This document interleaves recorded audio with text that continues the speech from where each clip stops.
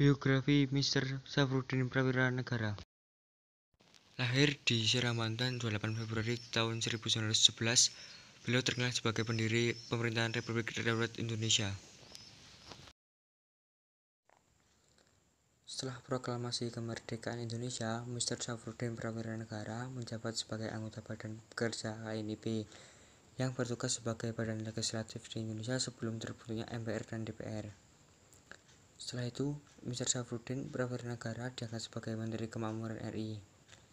Pada tanggal 19 Desember 1948, agresi militer II Belanda terhadap ibu kota Yogyakarta menyebabkan Presiden Soekarno ditangkap. Wakil Presiden Muhammad Hatta yang cemas dengan kondisi itu segera mengirimkan telegram kepada Menteri Kemakmuran RI Safrudin Prawira Negara. Selain itu, telegram juga diberikan kepada yang lain seperti Dr. Sudarsono, L.N. Palar, dan A.A. Maramis di New Delhi, India, untuk membentuk pemerintahan darurat jika usaha Mr. Safrudin di Sumatera Barat tidak berhasil. Namun, Mr. Safrudin tidak tahu tentang telegram tersebut. Safrudin tidak pernah tahu ada mandat kepadanya untuk membentuk pemerintah darurat.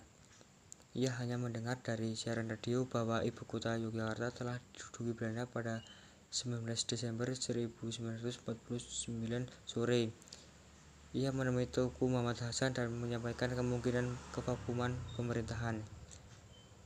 Lalu setelah berdiskusi dengan Teuku Muhammad Hasan,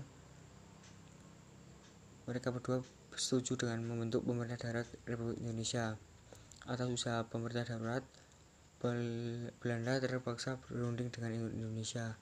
Perjanjian Royan mengakhiri upaya Belanda dan akhirnya Soekarno dan kawan-kawan dibebaskan serta kembali ke Yogyakarta. Riwayat pekerjaan Mr. Safrudin. Sebelum kemerdekaan, Safrudin pernah bekerja sebagai pegawai siaran radio swasta pada tahun 1939 sampai 1940. Kedua, petugas pada Departemen Keuangan Belanda pada tahun 1940 sampai 1942. Ketiga, sebagai pegawai Departemen Keuangan Jepang.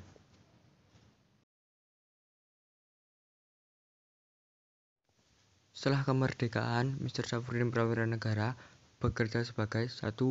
Anggota Badan Pekerja KNP, 2. Menteri Muda Keuangan, 3. Menteri Keuangan, 4.